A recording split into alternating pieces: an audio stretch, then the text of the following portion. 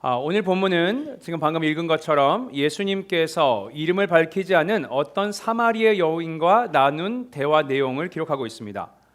그런데 오늘 본문을 자세히 살펴보시면 이 장면을 목격한 주위 사람들의 반응이 심상치가 않음을 우리가 알 수 있습니다. 자, 먼저 오늘 본문은 예수님께서 사마리아 여인에게 물을 달라 이렇게 말을 걸면서 시작되는데 이때 이 여인의 반응이 어떻습니까? 구절을 보시면 이렇게 나오죠. 사마리아 여자가 이르되 당신은 유대인으로서 어찌하여 사마리아 여자인 나에게 물을 달라 하나이까? 예수님의 이런 요청에 좀 당황하는 것을 우리가 느낄 수 있습니다. 또 나중에 음식을 사러 갔던 예수님의 제자들이 돌아와서 예수님과 사마리아 여인과 대화를 나누는 이 장면을 목격하게 되는데 그들의 반응은 또 어떻습니까? 27절에 이렇게 나오죠. 이때의 제자들이 돌아와서 예수께서 여자와 말씀하시는 것을 이상히 여겼으나 무엇을 구하시나이까? 어찌하여 그와 말씀하나이까? 묻는 자가 없더라. 자, 제자들의 반응이 어땠죠? 이상히 여겼으나 했습니다. 이상하다고 느낍니다. 사실 이 이상하다라고 번역된 이 단어를 원어로 보시면 이 제자들이 이 상황을 보고 느낀 감정을 더 확실히 알 수 있습니다. 헬라어로 타이마소, 심기가 불편할 때 또 불쾌감을 느낄 때 사용되는 단어입니다. 다시 말해서 제자들이 봤을 때 지금 예수님의 행동, 그러니까 예수님이 이 사마리아 여인과 대화를 나누시는 이 장면이요, 그들을 불쾌하게 했다는 겁니다. 그들 생각에 예수님께서 지금 뭔가를 단단히 잘못하고 계신다라고 판단하는 거예요. 하지만 대상이 누구예요? 예수님이에요. 그러니까 뭐라고 말은 못하고 서로 지금 눈치를 보는 상황인 겁니다. 이렇게 지금 예수님께서 사마리아 여인과 대화를 나누시는 이 장면을 목격한 많은 주위 사람들이 이를 낯설게 여기고 또 심지어 불쾌감까지 느낀다 이겁니다. 자, 그렇다면 우리에게 드는 당연한 질문이 있겠죠, 그죠? 그것은 아마도 why? 왜 그들은 그렇게 느꼈을까입니다. 왜냐? 우리들의 상식으로는요, 이해가 가지 않아요. 우리의 입장에서는 이 상황이 전혀 이상하지가 않거든요. 생각해 보세요. 어떤 사람이 목이 너무 많이 말라서 누군가에게 물을 좀 주실 수 있습니까? 라고 청한다 생각해 보십시오. 충분히 있을 만한 일입니다. 만약 이것을 여러분이 길거리에서 목격한다면 열이면 열, 그냥 그러나 보다 하고 지나가실 겁니다. 자, 그렇다면 도대체 무엇이 이들을 이토록 불편하고 또 불쾌하게 만들었을까? 이것을 오늘 말씀을 통해서 우리가 살펴보기를 원합니다. 저는 정리를 해드리자면 세 가지 이유가 있다고 생각합니다. 첫 번째 이유는 제자들의 반응을 보면 우리가 알 수 있습니다. 우리 27절 다시 한번 읽어보겠습니다. 읽겠습니다. 시작. 이때의 제자들이 돌아와서 예수께서 여자와 말씀하시는 것을 이상히 여겼으나 무엇을 구하시나이까? 어찌하여 그와 말씀하시나이까? 묻는 자가 없더라. 제자들이 어떤 점을 이상하게 느꼈다 기록하고 있습니까? 여자와 말씀하시는 것을. 다시 말해서 제자들은 예수님의 대화 상대가 여성임을 지금 불편하게 생각하는 겁니다. 아마 여러분 중에 대부분은 이렇게 생각하실 거예요. 그게 어때서? 그게 뭐가 잘못됐는데?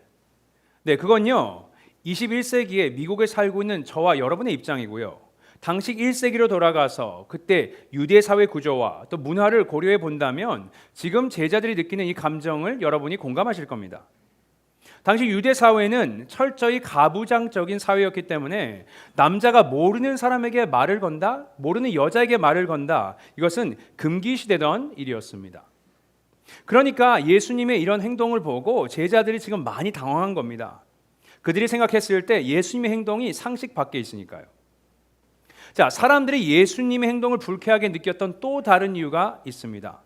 그리고 그건 물을 달라고 요청을 하셨던 예수님에게 여인이 뭐라고 답하는지 보면 알 수 있습니다. 우리 9절도 한번 다시 읽어보겠습니다. 읽습니다. 시작. 사마리아 여자가 이르되 당신은 유대인으로서 어찌하여 사마리아 여자인 나에게 물을 달라 하나이까 하니 이는 유대인이 사마리아인과 상종하지 아니함이로라. 자, 뭐라고 합니까? 당신은 유대인으로서 어찌하여 사마리아인인 나에게 물을 달라고 하나이까? 라고 질문을 합니다. 그리고 요한이 이런 설명을 덧붙였어요. 이는 유대인이 사마리아인과 상종하지 아니함이로다.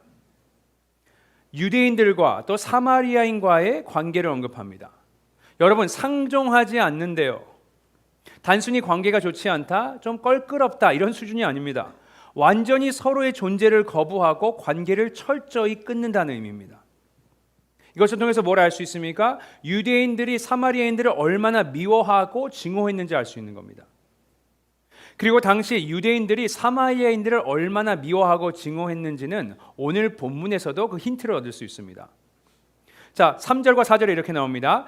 유대를 떠나사 다시 갈릴리로 가실새 사마리아를 통과하여야 하겠는지라.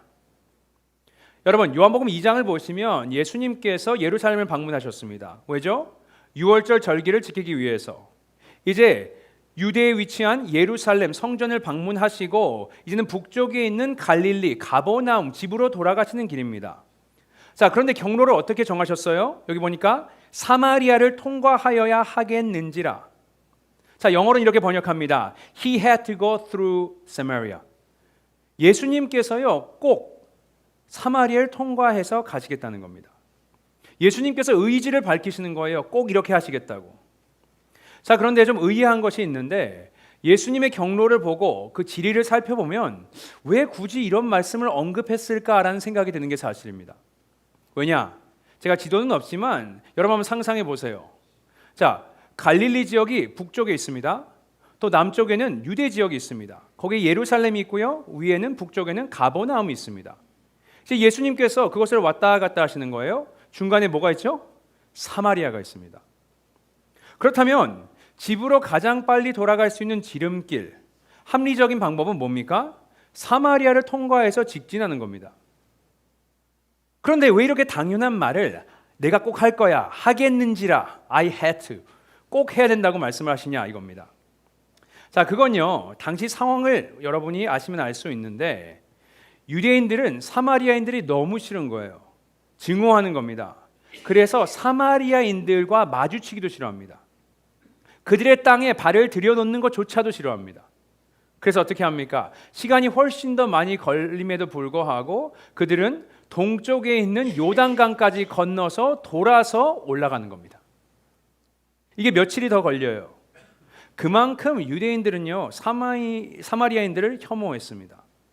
자, 그런데 이 유대인이신 예수님께서 지금 사마리아 여인에게 물을 달라고 하면서 지금 대화를 청하시는 겁니다. 이 여인의 입장에서는 한 번도 있지 않은 일입니다. 당황했겠죠. 황당했을 겁니다. 자, 그렇다면 질문이 유대인들은 왜 이렇게까지 사마리아인들을 미워하고 그들에게 적대감을 느꼈을까? 여러분, 그것은요 우리가 역사를 조금 알아야 합니다. 이 갈등의 시작이 약 900년 전에 솔로몬 왕이 죽은 이후로 거슬러 올라갑니다. 자, 솔로몬 왕이 죽었어요. 나라에 어떤 큰 일이 생깁니까? 아무도 대답을 안 해주시는데, 제가 사실 대답을 안 해주실 것을 알고 물어봤습니다. 자, 원래는 한 민족이었어요. 한 이스라엘 백성들이었는데 나라가 두 개로 쪼개집니다. 북이스라엘에 10지파가 생겼고요. 또 남유다의 2지파가 나라로 갈라집니다. 자, 이제 북이스라엘이 생겼어요. 그럼 북이스라엘이 새로운 수도를 세워야 하는데 그것이 어딜까요? 바로 사마리아입니다. 자, 그런데 문제가 한 가지 생깁니다.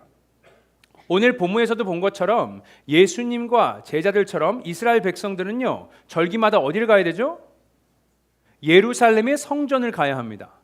그런데 그것이 남유다에 있는 거예요. 그러니까 북이스라엘 사람들 입장에서는 이게 좀 애매모호해진 겁니다. 자신의 백성들이 북쪽으로 가서 예루살렘에서 예배를 드린다? 이것이 용납이 안 되는 겁니다. 자, 그래서 어떻게 합니까? 사마리아의 게리심산에 성전을 따로 세워서 이제는 예루살렘이 성전이 아니고 이곳에서 예배를 드리라고 북이스라엘 사람들에게 가르칩니다. 시간이 지났어요.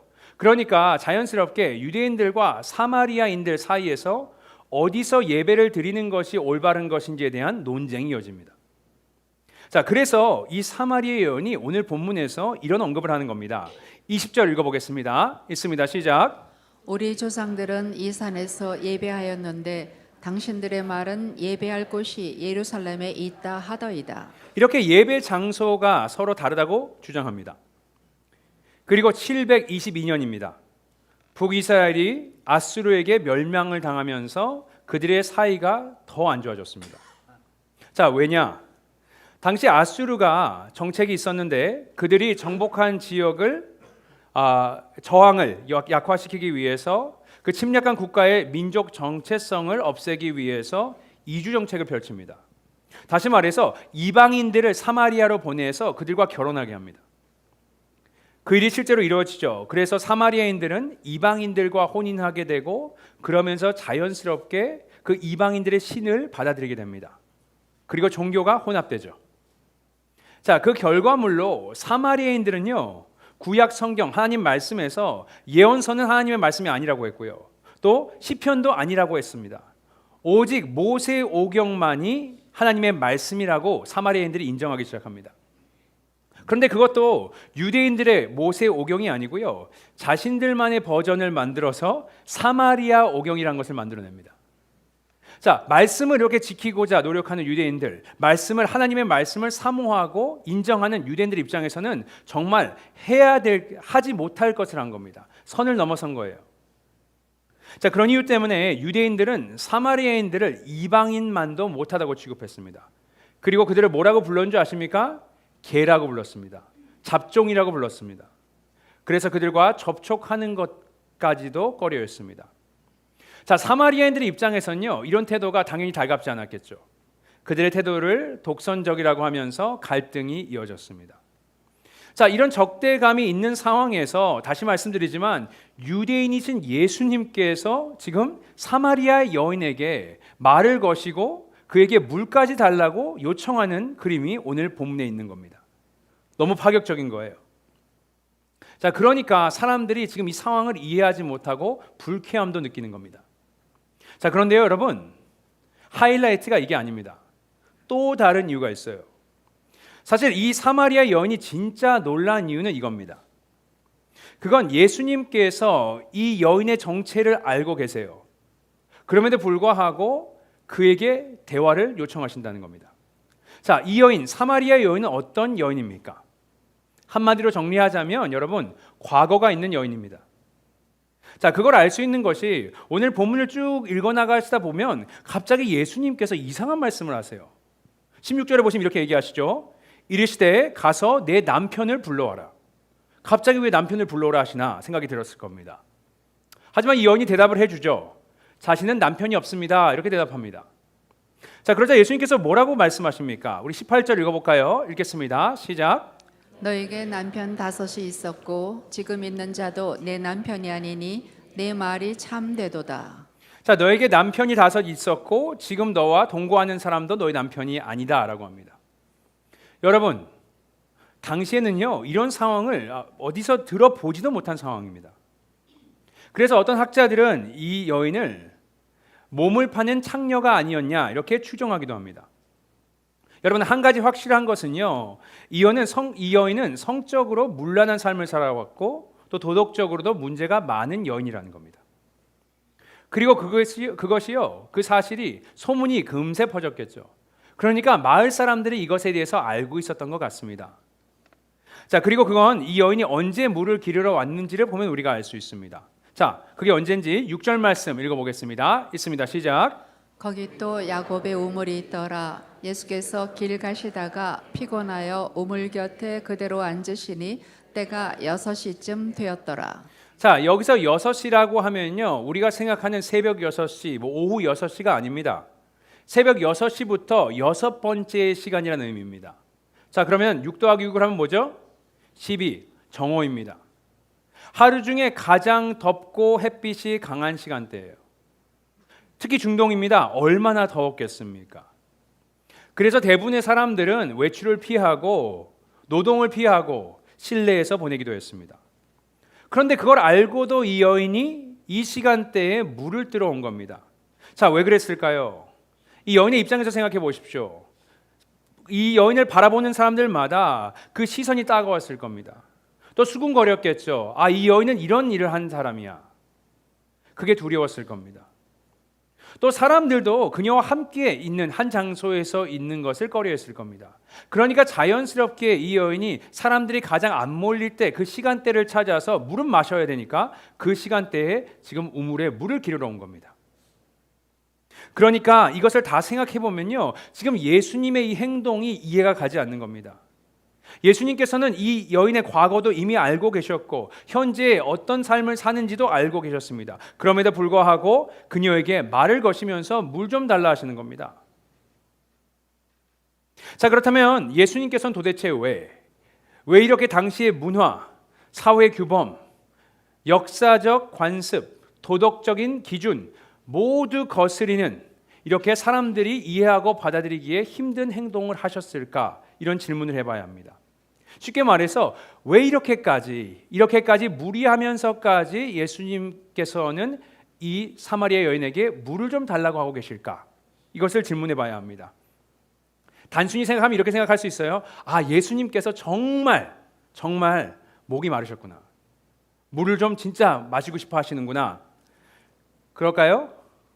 아니요, 그게 아닐 겁니다. 자, 어떻게 알 수 있습니까? 오늘 본문을 보시면요, 그 어디에도 여인이 예수님께 물을 주거나 아니면 예수님께서 물을 마셨다는 기록이 없습니다. 그러니까 그게 이유가 아닌 거예요. 자, 그렇다면 다시 질문합니다. 예수님께서는 왜 이 여인에게 이렇게 어려움을 겪고도 불구하고 물을 달라 하실까? 제가 말씀드릴게요. 물을 드시고 싶어서 하는 것이 아니고 이 여인에게 물을 주고자 하시는 겁니다. 자, 예수님이 이 사마리아 여인에게 주고자 하는 물은 어떤 물입니까? 우리가 그냥 마시는 물이 아닙니다. 10절 한번 읽어보겠습니다. 10절 읽습니다. 시작. 예수께서 대답하여 이르시되 내가 만일 하나님의 선물과 또 내게 물 좀 달라 하는 이가 누구인 줄 알았더라면 내가 그에게 구하였을 것이요 그가 생수를 내게 주었으리라. 예수님께서는 그녀에게 생수를 주실 수 있는 분이라고 합니다. 자, 생수, 살아있는 물, living water, 생명수입니다. 자, 이렇게 얘기하니까 사마리아 여인이 도대체 무슨 말씀을 하시는지 아무것도 없이 도구도 없이 어떻게 물을 나한테 줄 수 있습니까? 하면서 황당해합니다. 그래서 예수님께서 어떻게 하시죠? 설명을 해주세요. 이 생명수, 생수가 어떤 물인지. 자, 14절 읽어보겠습니다. 시작. 내가 주는 물을 마시는 자는 영원히 목마르지 아니하리니 내가 주는 물은 그 속에서 영생하도록 솟아내는 샘물이 되리라 했습니다. 영생하도록 솟아나는 샘물, 그러니까 영원히 살 수 있게 해주는 물이라는 겁니다. 이게 뭘 얘기합니까? 영생, 구원을 이야기하고 있는 겁니다. 내가 너에게 구원을 줄 수 있어. 물이라는 것을 비유로 말씀하신 겁니다. 자, 이 물의 특징이 있죠, 그죠? 10절을 읽었었는데 기억나시는지 모르겠지만 이 물을 뭐라고 표현했습니까? 하나님의 선물이라 했습니다. 다시 말해서 우리의 영생, 우리의 구원은 우리의 노력으로, 우리의 지식으로, 우리의 경험으로 절대 얻어지는 것이 아니라는 겁니다. 선물은 뭡니까? 거저 주는 것이고 거저 받는 것입니다. 누가요? 하나님께서 우리에게 주셔야만 우리가 받아 누릴 수 있는 것이 바로 이 생수라는 겁니다. 한 단어로 우리는 이걸 뭐라고 부릅니까? 여러분, 바로 은혜라고 부릅니다. 이것은 하나님의 은혜다. 우리의 구원은요, 우리의 노력과 지식과 경험으로 되는 것이 아니고 오직 하나님의 선물, 하나님의 은혜로 가능하다 이겁니다. 아멘이십니까? 자, 그리고 하나님께서는 이 영생의 선물을 어떻게 주실 것인지도 우리에게 알려주십니다. 나중에 이 여인이 그러니까 이렇게 얘기하죠. 메시아가 올 것이다. 그리스도가 올 것이다. 구원자가 올 것인데 그가 오면 다 알려줄 거예요. 그러면 영생에 대해서 알려줄 거예요. 이렇게 얘기합니다. 그러자 예수님께서 뭐라고 하십니까? 26절에 이렇게 나옵니다. 예수께서 이르시되 내가 말하는 내가 그라 하시니라. 내가 그리스도다. 내가 구원자다. 내가 메시아다. 라고 말씀하고 계시는 겁니다. 내가 너희에게 어떻게 영생을 얻을지 그 답을 가지고 있는 자가 나다라고 설명하십니다. 그리고 참고로 여기에 내가 그라 이것을요 헬라어로 보면 뭐죠? 에고 에이미. 그것은 뭡니까? 출애굽기 3장 14절에 모세가 하나님의 이름을 물어봤을 때 하나님께서 나는 스스로 있는 자 야훼 하나님, 여호와 하나님이라고 소개해 주십니다. 그게 바로 헬라어로 번역하면 에고 에이미입니다. 다시 말해서 예수님께서는 당신을 소개하실 때 그냥 메시아, 그리스도, 구원자로만 소개하지 않으시고 당신을 뭡니까? 하나님의 아들이심을 밝히고 계신다는 겁니다. 자, 그리고 요한복음을 계속 보시면요, 예수님께서 어떻게 구원을 하셨는지에 대해서 기록이 나와 있습니다. 요한복음 19장 28절부터 30절 말씀 읽어보도록 하겠습니다. 있습니다. 시작. 그 후에 예수께서 모든 일이 이미 이루어진 줄 아시고 성경을 응하게 하려 하사 이르시되 내가 목마르다 하시니 거기 신 포도주가 가득히 담긴 그릇이 있는지라 사람들이 신 포도주를 적신 해변을 오술초에 매어 예수의 입에 대니 예수께서 신 포도주를 받으신 후에 이르시되 다 이루었다 하시고 머리를 숙이시니 영원히 떠나가시니라. 자, 이게 무슨 상황입니까? 예수님께서 이제 십자가에 못 박혀 죽으신 상황을 지금 요한이 기록하고 있는 겁니다. 잘 보시면요, 예수님께서 말씀을 하시는데 두 마디 하십니다. 첫 번째는 뭐예요? 이르시되 내가 목마르다 하시니. 두 번째는 뭐죠? 이르시되 다 이루었다 하시고 했습니다. 목마르다, 다 이루었다. 어떻게 다 이루셨습니까? 우리의 과거와 현재, 미래의 모든 죄를 사하셨습니다. 어떻게요? 목이 마르심으로. 자, 이게 무슨 말인가? 여러분, 물이 영생을 상징한다고 말씀드렸습니다. 그렇다면 목이 마르다는 건 뭘 상징할까요? 목이 마르다, 물이 없다, 다시 말해 생명이 없다. 예수님의 죽음을 말씀하고 계시는 겁니다. 다시 말해서 예수님께서는 우리의 죄를 사하여 주시고 또 우리에게 영생을 주시기 위해서 그분이 십자가를 지시고 우리를 대신해 우리의 죄값을 사하여 주시기 위해서 죽으셨다는 겁니다. 그 예수님의 사망, 예수님의 십자가 죽음, 그 능력을 우리가 믿음으로 어떻게 됩니까? 우리의 죄는 사함을 받고 우리에게 영원한 생명수, 영생을 허락하여 주신다는 겁니다. 이게 오늘 본문에서 소개하고 있는 예수 그리스도의 복음입니다. 자, 제가 정리를 해드리겠습니다. 오늘 본문에 예수님과 사마리아 여인과의 만남에 대해서 기록하고 있습니다. 예수님은 누구입니까? 하나님의 아들이시요 구세주이신 메시아신 예수님께서 이 여인의 죄를 사하기 위해서 이 여인에게 영원히 살 수 있는 방법을 제시해 주시기 위해서 그 생수를 가지고 복음을 가지고 이 여인을 어렵게 찾아오신 겁니다. 이렇게 오늘 본문에서는 예수님께서 복음이 무엇인가에 대해서 우리에게 알려주고자 하십니다. 자, 오늘 본문을 보시면요, 복음의 특징을 알 수 있습니다. 크게 두 가지가 있을 수 있을 것 같은데 첫 번째는요, 복음은 inclusive, 포용적이라는 겁니다. 한번 생각해 보세요. 공생애 때 예수님께서 수많은 사람들과 만나셨고 또 수많은 사람들과 대화를 나누셨을 겁니다. 하지만 요한은 왜 굳이 이 대화를, 예수님과 사마리아 여인과의 대화를 이렇게 자세히 오늘 성경에 기록하고 있었을까 생각해 봐야 합니다. 저에게 그 이유를 물어보신다면 전 이렇게 답할 것 같아요. 이 대화와 만남이 복음의 본질을 잘 나타내주는 예시이기 때문에 그렇습니다. 예수님은 사마리아 여인, 그것도 그 중에서도 가장 소외되고 버림받은 이 여인, 세상의 생각으로는, 세상의 시야로는 도저히 구원을 받을 수 없는 죄인 중에 죄인을 찾아오십니다. 그런데 복음은 어떻습니까? 이러한 여인도 복음을 통해서 죄사함을 받고 구원을 받을 수 있다는 메시지를 전하고 계시는 겁니다. 다시 말해서 이런 여인도 구원을 받을 수 있다면, 이런 사마리아인도 구원을 받을 수 있다면 우리 모두는 예수 그리스도를 통해서 구원을 받을 수 있다는 겁니다. 이렇게 복음은 누구에게나 열려있는 복음입니다. 자, 여기서 중요한 것이 이렇게 복음이 포괄적인데 그게 가능한 이유는 뭡니까? 예수님의 의지 때문에 가능한 것이고 그분의 사랑 때문에 가능한 것입니다. 당시 사람들의 문화가, 사회가, 또 역사가, 또 도덕적인 기준, 편견 때문에 많은 장애물들이 있었습니다. 하지만 예수님께서 뭐라고 하셨습니까? 내가 사마리아를 통해 가야겠다. 무조건 가야겠다. 그 여인을 찾아가야겠다고 하십니다. 그 예수님의 의지와 열심과 우리를 사랑하는 그 마음 때문에 여러분, 저와 여러분이 구원을 받은 겁니다. 여러분 생각해 보세요. 물론 예수님의 입장에서 예수님이 사마리아를 통해서 집으로 가시는 것, 이것이 사람들의 많은 편견과 사회적인 질타가 있었을 겁니다.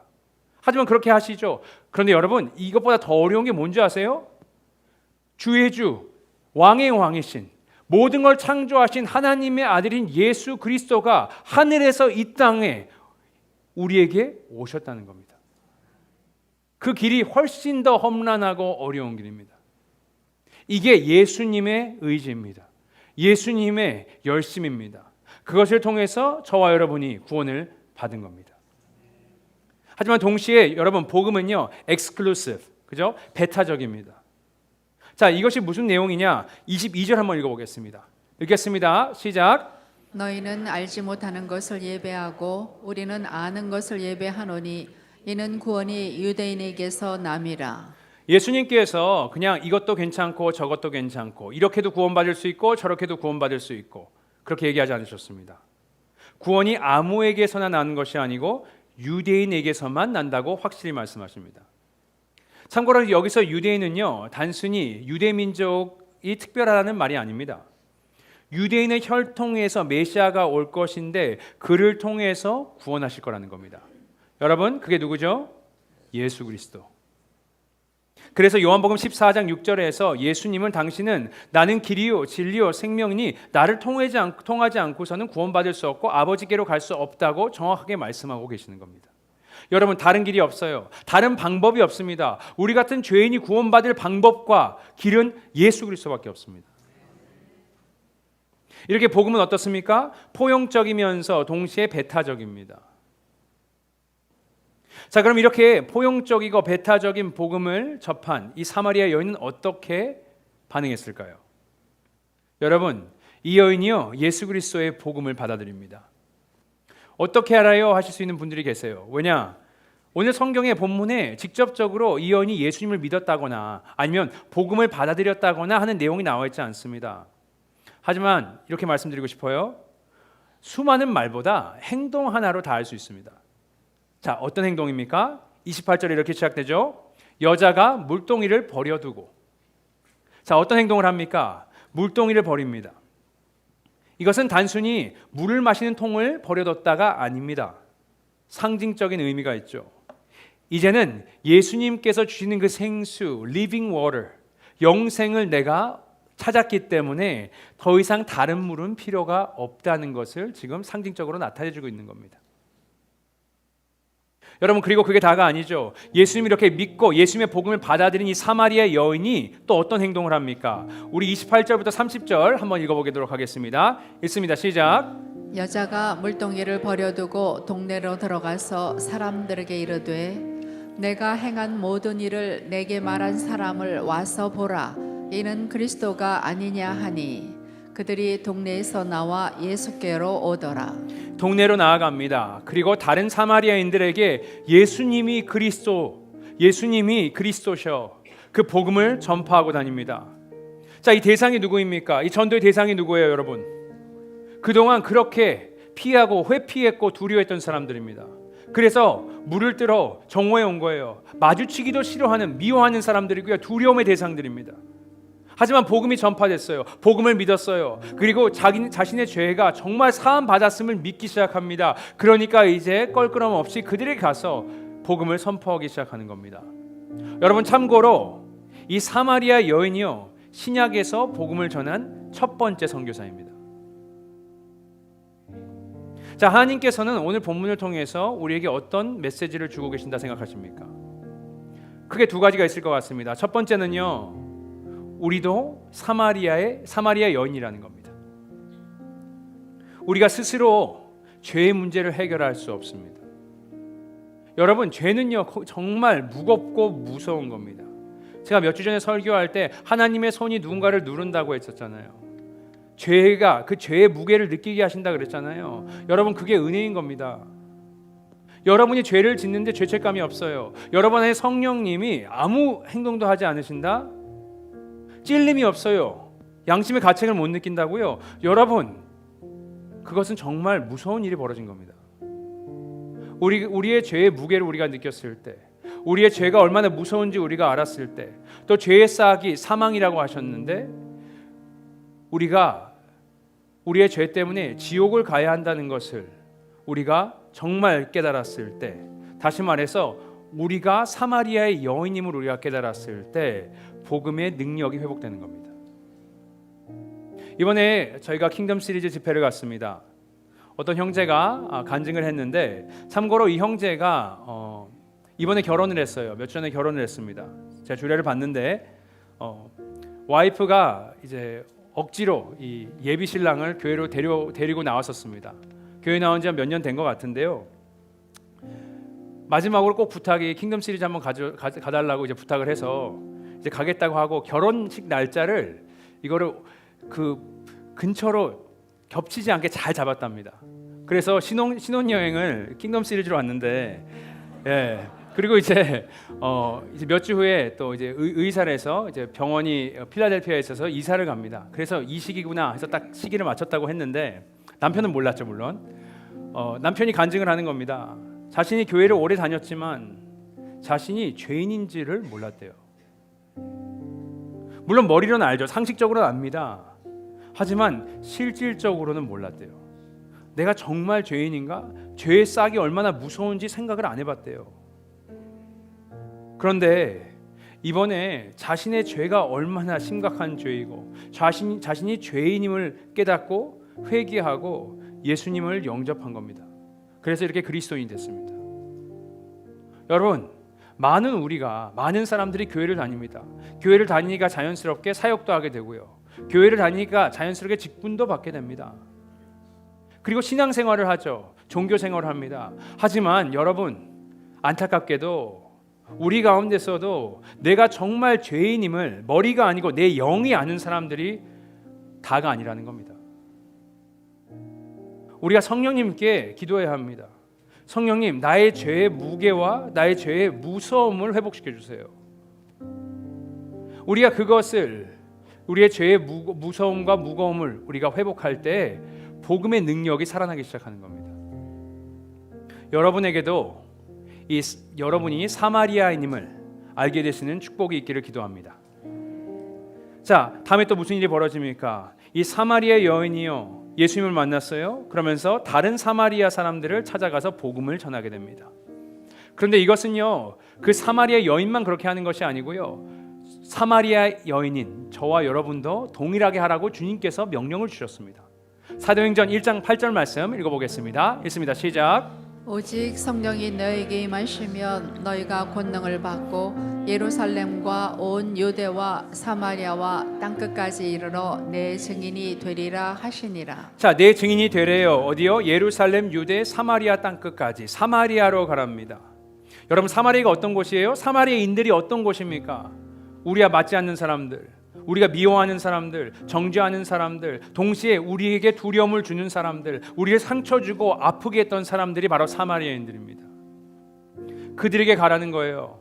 여러분, 예수님께서 이 사마리아 여인에게 내가 너를 구원했으니까 이제는 가서 복음을 전하라고 하지 않았습니다.